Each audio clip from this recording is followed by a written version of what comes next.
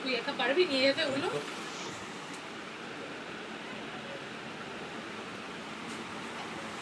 এই অ্যাসোসিয়েশন বর্তমানে অরাজনৈতিক একটি সংগঠন, কিন্তু পরোক্ষে এবং প্যারালালি আমাদের বর্তমান সরকারের সঙ্গে আমরা দীর্ঘদিন ধরে কাজ চালিয়ে এসেছি। বিভিন্ন সময়ে আমাদের উচ্চ নেতৃত্বের সঙ্গে আমাদের বিভিন্ন সময়ে আমরা সাক্ষাৎ করেছি। তখন পূর্বতন সরকারের নাম সমস্ত ঊর্ধ্বতন কর্তৃপক্ষের সঙ্গে আমরা তার কাছে গিয়েছি। আমাদের এই লড়াই আন্দোলন যেমন পথে নেমে চলছে, কোর্ট কেসেও আমাদের হাইকোর্ট রায় দিয়েছিল আমাদের পক্ষে, কিন্তু পূর্বতন সরকার সেগুলো মানেনি। সেই সঙ্গে আমাদের এই ধর্ণা মঞ্চে মাননীয় সমীর ভট্টাচার্য যখন কথা দিয়েছিলেন বিজেপি সরকার গঠন হলে ডিজিটাল স্কেল পাওয়া শুধু সময়ের অপেক্ষা, তখন থেকেই আমাদের তাদের সঙ্গে দিলীপ ঘোষ থেকে শুরু করে, তখন দিলীপ ঘোষের হাতে আমাদের সেই সময় করোনাকালীন অর্থ প্রদান, সঙ্গে অভয়ের মঞ্চে আমাদেরকে এই সমস্ত ব্যাপারগুলো আমরা চলে আসছি। আমরা এখন যে পরিকল্পনাটা গ্রহণ করেছি, সমস্ত বিজয়ী বিধায়ক ভারতীয় জনতা পার্টির সকলের কাছে আমরা যাচ্ছি, আমার তাদেরকে সম্বর্ধনা এবং আমাদের যেটা বৈষম্য যেটা রয়েছে কেন্দ্রের সঙ্গে বর্তমান রাজ্যে, সেইটাকে আমরা আবার স্মরণ করিয়ে দিচ্ছি। সারা ভারতবর্ষে পিজিটি আর টিজিটি মানে post graduate train post graduate teacher আর ট্রেন গ্রাজুয়েট টিচারের চলে। আমাদের পশ্চিমবঙ্গ সরকারই 2 ইয়ার্স গ্র্যাজুয়েশন যখন চালু করেছিল তখন হচ্ছে 3টে ভাগ করেছিল, গ্র্যাজুয়েট, অনার্স এবং পিজি।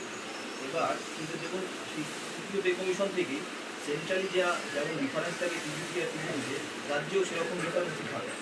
কিন্তু এই প্রত্যেক সিটিসিতে যেখানে 1000 টাকা রাখা হয়েছিল, আমাদের প্রধানমন্ত্রী সরকার 3210 করেছিল 2009 রকমে, আর 19 রকমের তৃণমূল আমলে এই ডিফারেন্সটা দেখুন ভারতবর্ষের এবং অন্যান্য সবচেয়ে 27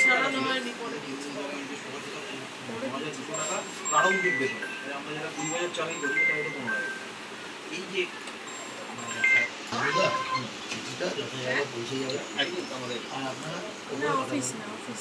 আমি চাইছি আপনার মাধ্যমেও মানে সমস্ত বিধায়কদের মাধ্যমেও সেখানে পৌঁছে যাবে। আমি মেডিকেল স্কুলের একটাই যে আগে তো যখন আমলে ছিল আবার নতুন করে আমার আমাদের উপর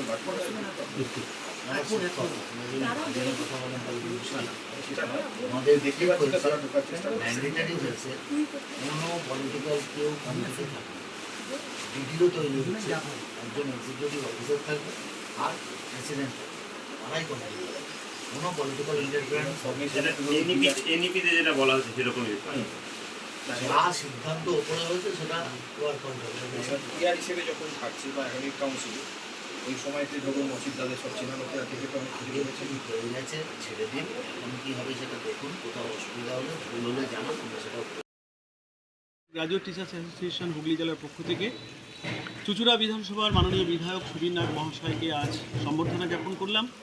সেই সঙ্গে আমাদের সংগঠনের তরফ থেকে যে পরিকল্পনা গ্রহণ করা হয়েছে, সারা রাজ্যের সমস্ত বিজয়ী ভারতীয় জনতা পার্টির বিধায়কদের কাছে আমরা আমাদের দাবিপত্র তুলে দিচ্ছি।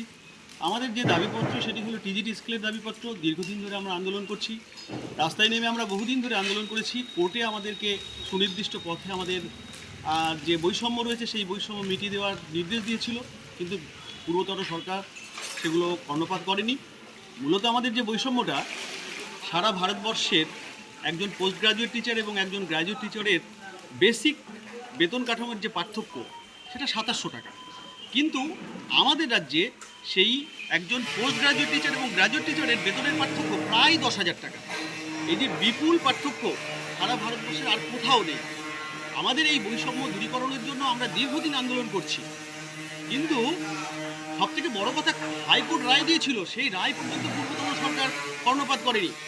আমাদের সেই দাবি আজকে সমস্ত বিধায়কদের মাধ্যমে শিক্ষা দপ্তরের কাছে পৌঁছে দেওয়ার জন্য আমরা বিধায়কদের কাছে যাচ্ছি। আমাদের আশা বর্তমান সরকার, যারা বিজেপি সরকার, একটা সময় আমাদের বিভিন্ন ধর্ণা মঞ্চে এবং আমাদের আন্দোলনের মঞ্চে এসেছিলেন এবং কথা দিয়েছিলেন যে বিজেপি সরকার গঠিত হলে আমাদের এই বৈষম্য দূর হয়ে যাওয়াটা শুধুমাত্র সময়ের অপেক্ষা। আমরা ভীষণ আশাবাদী এবার আমাদের সেই বৈষম্য দূর হতে চলেছে। আমাদের মেন দাবিদার কি ছিল? আমাদের মেন দাবি ওই যেটা আমি বললাম, মেন দাবি হচ্ছে আমাদের বেতন কাঠামোর পার্থক্য মানে বৈষম্য সেটা দূর করতে হবে। বেতন কাঠামোর বৈষম্য বলতে কি, সর্বভারতীয় স্তরে একজন পোস্ট গ্রাজুয়েট টিচার এবং একজন গ্র্যাজুয়েট টিচারের বেতন বেসিক বেতনের পার্থক্য 2700 টাকা, যেটা আমাদের রাজ্যে প্রায় 10,000 টাকা। এই বেতন কাঠামো বৈষম্য দূর করার জন্যই আমরা আমাদের দাবি নিয়ে আন্দোলন করছি। আজকেও সেখানে বিধায়কের কাছে এসেছি। আপনার নাম? আমার নাম চিন্ময় ঘোষ, আমি বিজিটিএর হুগলি জেলার সম্পাদক। সংযোজন করতে চাই যে আমাদের দাবিটা কিন্তু সেন্ট্রালের স্কেল চাওয়া নয়।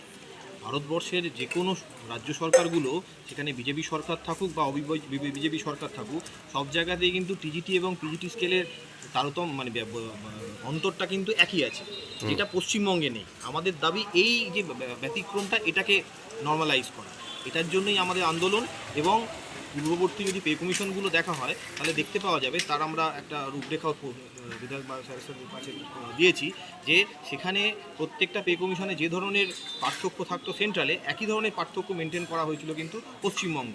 কিন্তু 2019 সালে এই পার্থক্যটা মেনটেন করা হয়নি, যেখানে সর্বভারতীয় ক্ষেত্রে 2700 টাকা পিজিটি এবং টিজিটি স্কেলের পার্থক্য ছিল, পশ্চিমবঙ্গে সেটা প্রারম্ভিক বেতনে 9,200 টাকা ছিল।